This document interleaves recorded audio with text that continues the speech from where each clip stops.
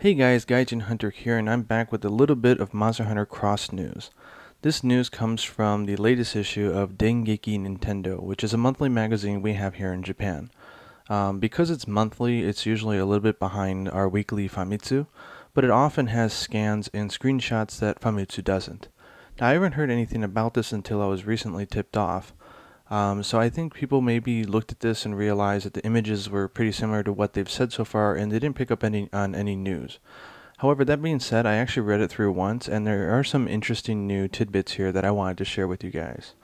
So like I did with the last video, I think we're just going to read it together. I think that's the best approach. Okay, so all this is saying is this winter get ready for an all new type of Monster Hunter game. With new styles being added, the keyword this time is personalization. Hunters, get ready. So guys, the hype is real. It says with hunting skills, which I just call super skills personally, with skills and new styles, all 14 weapons are completely reborn. So it looks like we're going to get a lot of freshness. And they were talking about this in the recent podcast on Capcom's channel, that there would be a lot more than just one skill for each weapon, and crossing these together with hunting styles would create a bunch of new combinations and different ways to play. Okay, so this is just saying that the hunter's actions are greatly powered up in Monster Hunter Cross. There are now the addition of super skills called hunting skills that do various things, such as do huge damage with a single attack, heal those around you, and other stuff. There's also hunting styles that you can select from that will allow you to fight with a specialized manner regardless of weapon type. So again, this is just alluding to the fact that the 4 hunting styles are pretty well defined, and it's going to be the same hunting style regardless of the weapon. So when you see the aerial style, we're going to get that for all the weapons, which makes me a little curious what they're going to do for the insect glaive, because it can already do aerial attacks. And now they go through 14 weapons, and all I can only assume is what they're talking about here are the super skills. The cool thing is that there's actually a little bit of interesting info here. Plus you'll also notice the screenshots are a little bit different from the ones we've seen so far, or from the trailer. So here we have the Great Sword, and it's doing that awesome large swipe against our new main monster, which we've nicknamed Dragonfly. So it says it looks like a giant swipe, but the blade is surrounded by a red aura. Again, this red aura looks very, very similar to the spirit combos of the longsword. And then if you look at the trailer, you can see the hunter almost charge themselves up and get little demon eyes afterwards. So I wonder if this style is going to add like a spirit gauge or something at the top. That would be pretty cool. Next one is Longsword, and we can see he's fighting what's probably going to be my new favorite monster, which we call Bubbles. So after drawing a slow circle, the hunter then takes a single swipe at the monster. It looks like they're fighting one of the new ones. So again, that's Bubbles. Then we have the Sword and Shield, and it says, with over-the-top effects and a wide-range attack, it looks like we're finally getting over the weakness of the low reach of the Sword and Shield. So again, this does look like it has a very wide reach, and we saw this in the trailer, so nothing new here. Then Dual Blades, and I know some of you thought that this wasn't Dual Blades, this was the Tonfas from Monster Hunter Frontier, but it is Dual Blades. It says the Dual Blades have always been really good at hitting furiously. It looks like that style is very well alive in this series as well. Looks like it does a lot of damage. So this is that attack where he does sort of like a back and a front, and he's just swiping the entire time. So pretty cool. Again, nothing new quite yet. This is interesting though. So this is the lance, and this is the one we saw in the video. It says by holding the shield up in front and then doing a charge at the monster, it looks like it's even a whole new level of speed compared to what we've seen up so far. So they're actually saying that this charge is going to be faster speed than you normally have, which is already pretty fast. So I'm pretty excited at the idea of doing a super speed thrust. And it looks like you guard during the entire time too, otherwise why would you have the shield in front of you? So a faster charging with the lance is very welcome. Then for Gun Lance, it says after releasing a shell, it stays there and explodes for a while. Because the effect is big, we can also expect big damage. So this is almost like a napalm shot, you know, like you shoot a shell and it goes and just keeps the monster on fire. So this looks like a shelling technique, so I can imagine if you pair this With the artillery skill, we're going to be doing some crazy damage. Then we have hammer. And this is one that really strikes my interest. It says after swinging the hammer with with great force, you do a massive upward strike. If you hit the head, it probably KOs a monster in a single hit. Now the thing is, if you remember on the release, the reveal trailer, it did a downward slam, and this is very, very clearly saying an upward strike. So it makes me think that we actually have two different super skills for the hammer, one being a downward slam and one being a massive upward strike. And if they're going that minute with details, that tells me that they're probably planning quite a bit of variation in these super skills, and that is cool, because you can use this for monsters with high-reaching heads, and you could probably whack them pretty hard. Then we have the hunting horn, and it says after slamming the horn down, a huge shock wave is caused. It looks like you're up against a new monster. So it is nice that they're using a new word here for shockwave and not like Sonic Blast, which the item skill has. So this looks like it probably will affect any monster, so I'm very interested to see what this does. Then we have the slash axe, and it says a huge explosion following a huge attack. This looks like it does even more damage than the elemental burst that we've had up till now. So this just looks like an incredibly huge finisher attack for the slash axe, which is super welcome because I think a lot of people stopped using the elemental discharge burst with the switch axe. I still use it, but maybe this will interest people into doing it some more. Then we have the charge blade, which says, the large beam-like effect is very noteworthy. It looks like it does more damage than any of the super amped attacks. So we're looking at a massive, massive powerful attack, which is cool. Because, I mean, come on, the super amped was already really powerful, and this is saying that it's probably even more powerful, so yikes. Now, this is the one that really catches my interest, because we saw, we saw sort of an image of this in the last Famitsu, but we didn't get any words on what it was. Because it obviously wasn't the healing area effect skill, which was a playstyle. This is an actual super skill. It says the Kinsect glows with an aura and charges straight at the Nectar. Is that the hunter using the insect glaive? And this last sentence really, I mean, I could be reading it wrong or translating it wrong, but it strikes me as really weird. It almost sounds like they're suggesting, and this is massive speculation on my behalf, but it almost sounds like the Kinsect is going to grab the blade portion or one of the ends and use it to charge at the monster.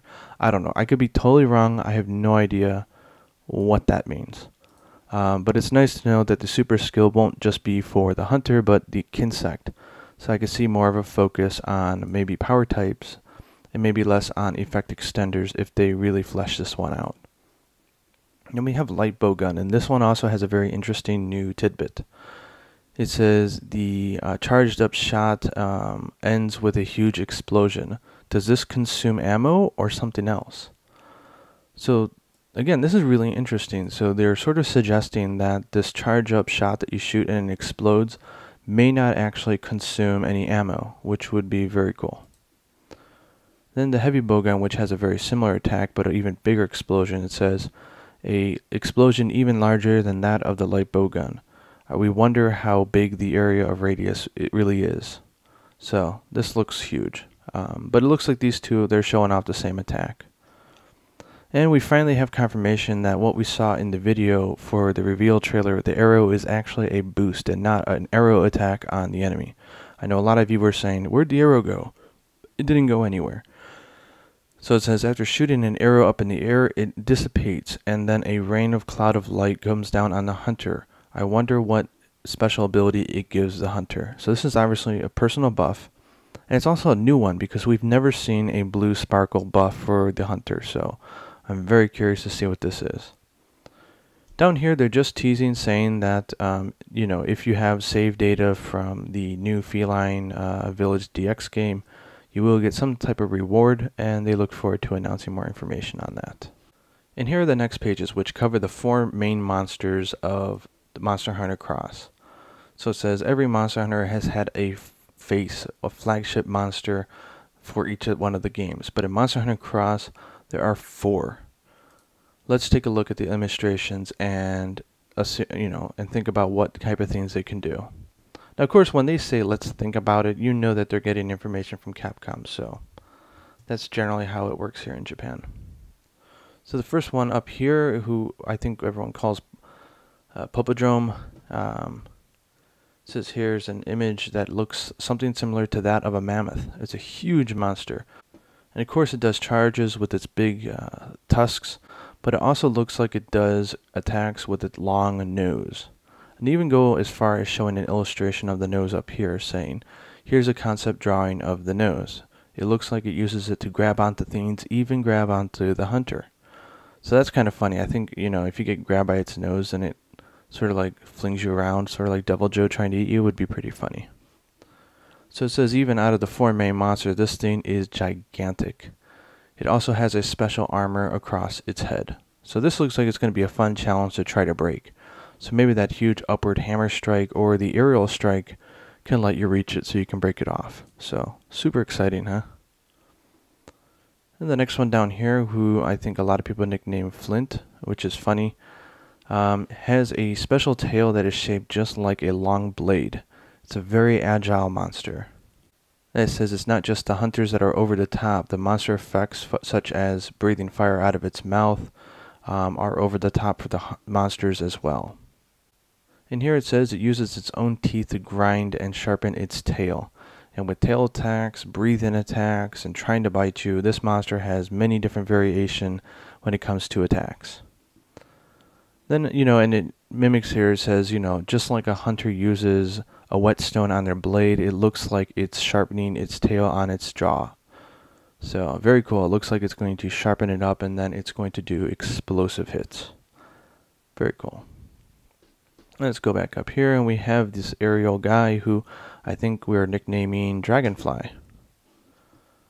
So it says with long wings, this monster can fly freely in the sky. Its huge headpiece is something to look out for, as well as other sharp parts of its body. This is here's an illustration of the thunderous monster across a black sky. You also want to take notice of the shape of its tail, which look at that thing. It's a claw. I mean, it looks like there's a lot more opportunities for monsters to grab onto hunters, which is very exciting. But that's just badass, okay? And here we go. Here, so this is because it's a flying wyvern, we'll have to deal with the monster flying throughout the sky. But with head thrust and thunder zaps, it also has a very wide variation of attacks on the ground as well. So this looks like it's going to be a really agile and fun monster to hunt. And then we have my favorite of the new monsters, who we call Bubbles. Of course, these monsters don't have names yet. These are just nicknames we're giving them, of course. It says a gorgeous monster that almost has a divine nature about it. With its sleek body, this thing moves fast as it goes to attack and capture its prey. So this is kind of interesting. I don't think they've ever mentioned that this monster is going to be a really speedy and slick one, even though we can sort of get the image. So it's nice to get confirmation that he's going to be fast as well. It says that it spits bubbles out of its mouth, and it causes a new type of status effect. So we have confirmation, of course, that this is now a new status effect, which I will call Bubble Blight.